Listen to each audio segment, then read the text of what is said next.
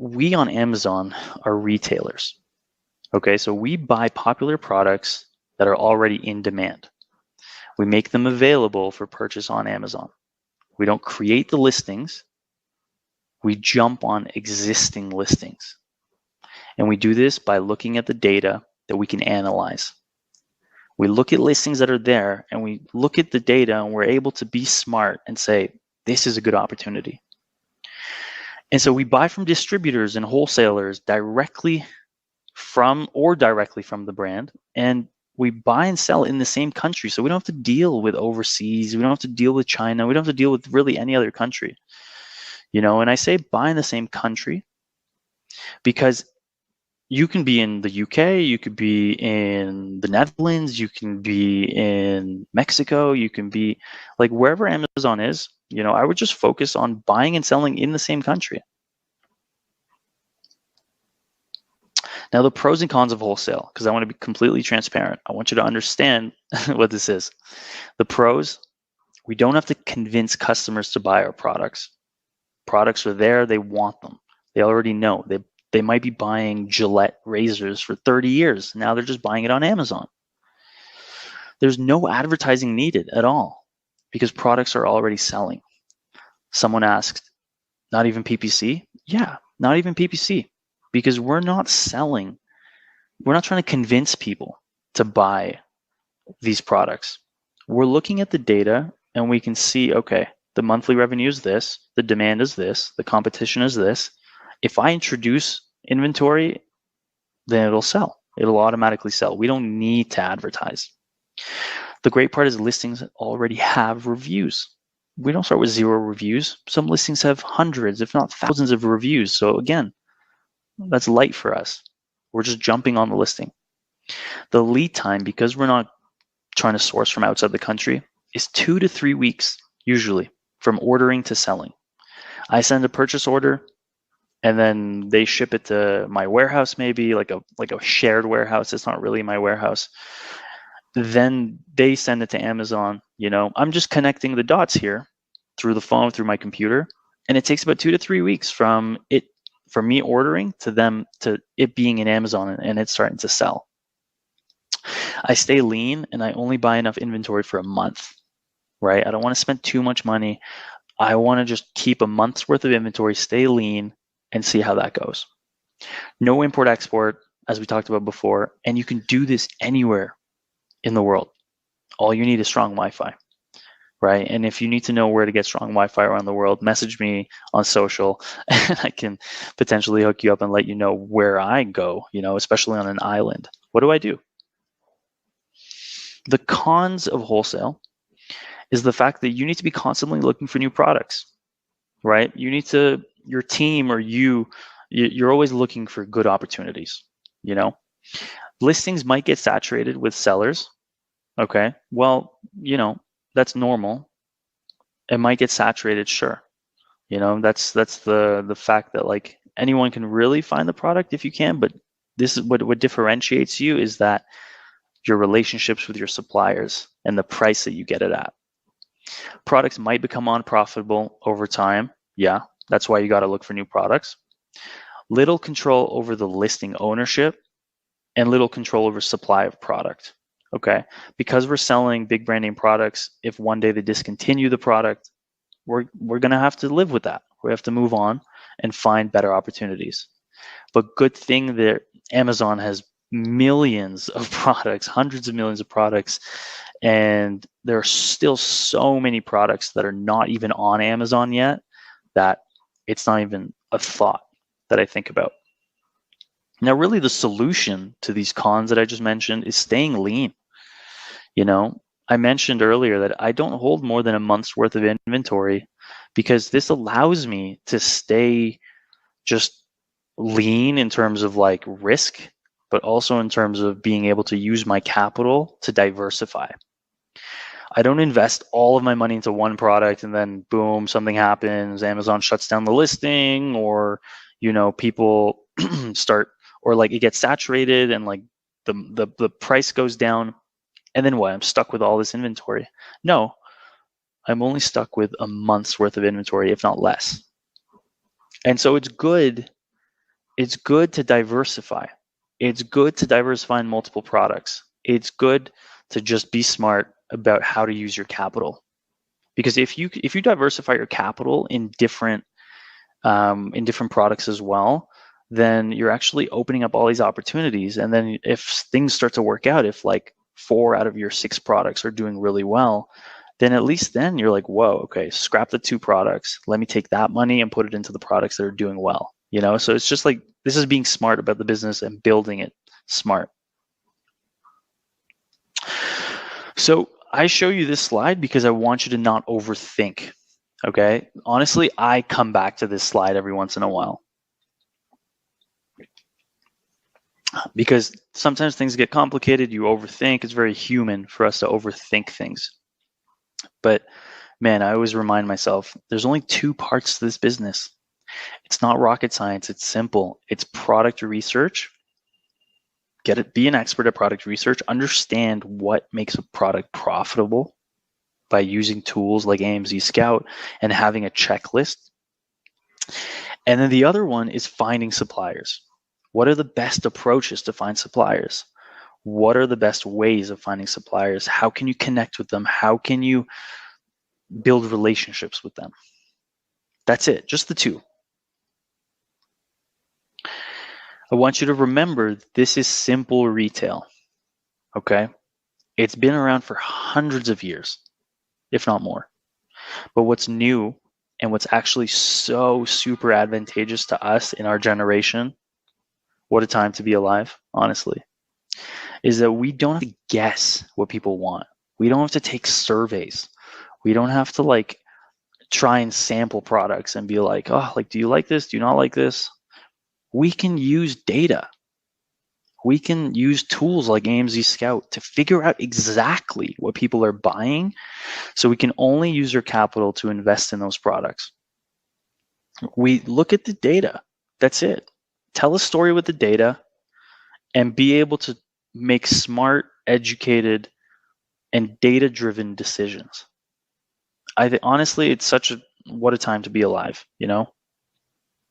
This is why everyone hates Amazon in terms of retailers, because we have it so easy compared to traditional retailers. All right, let's get into the numbers.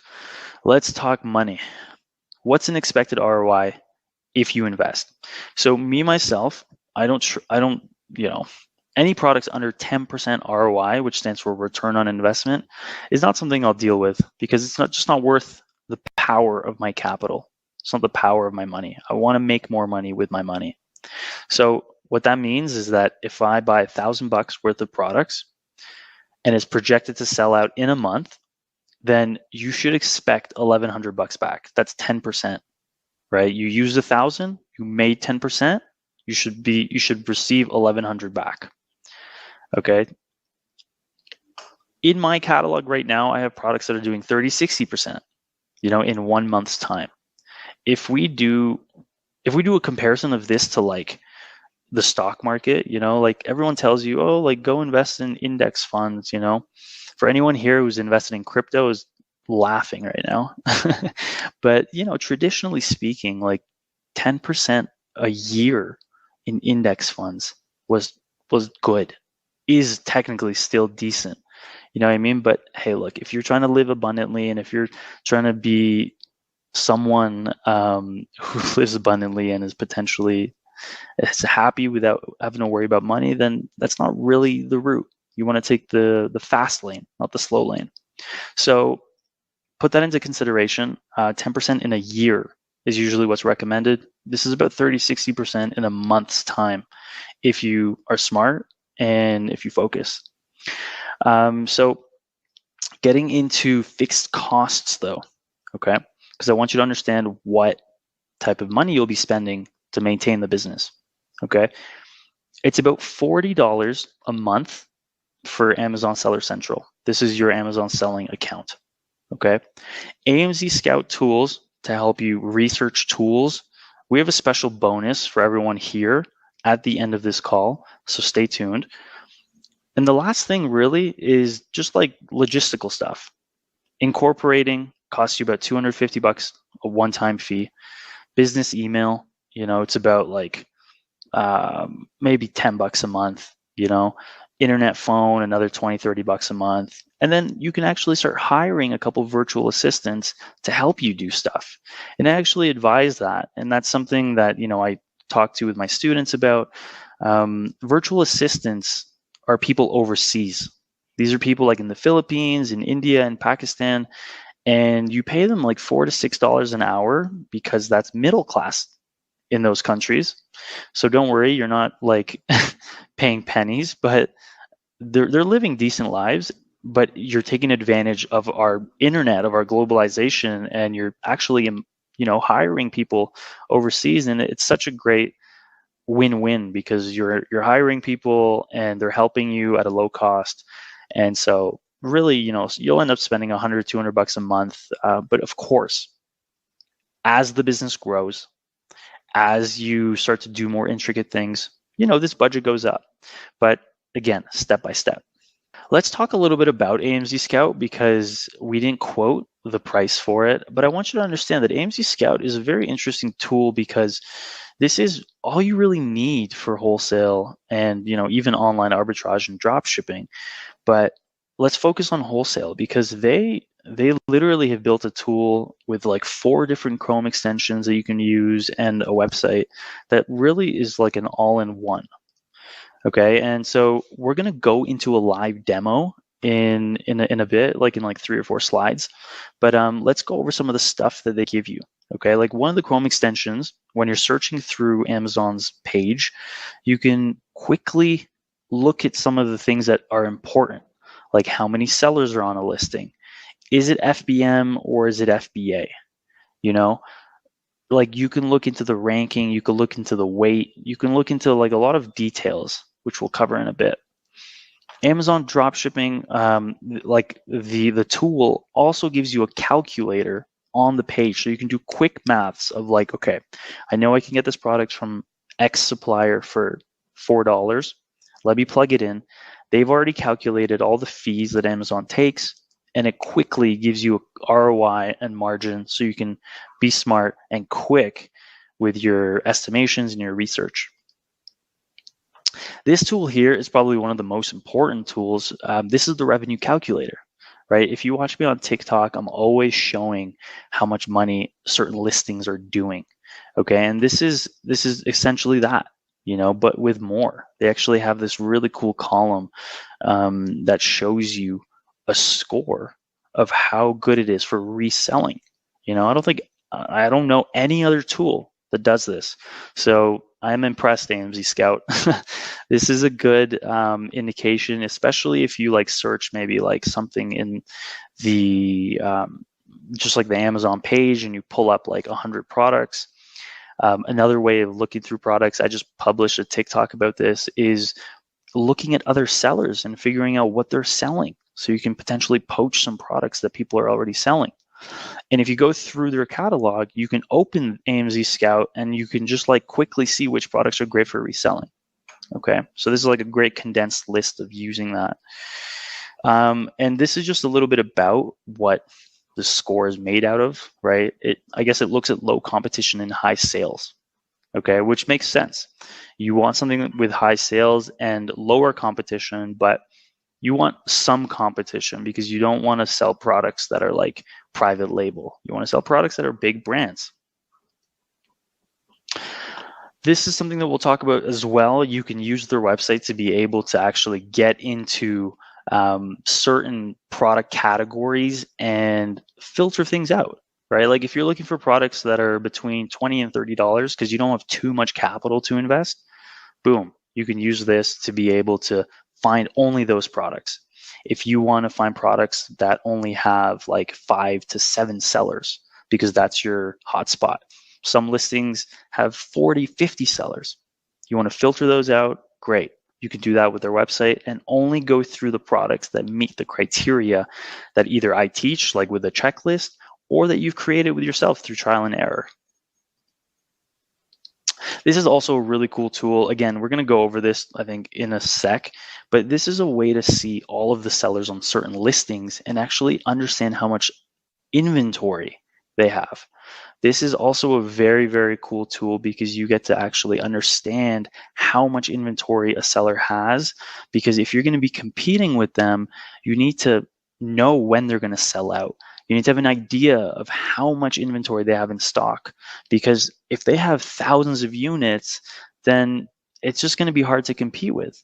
And like if they're driving the price, if they have great profit margin and they can bring the price super low by just sacrificing some inventory, you need to understand before you get into this how much inventory people have to make that educated decision. Let's get into this little last part then. Everyone's wondering, when can I quit my job?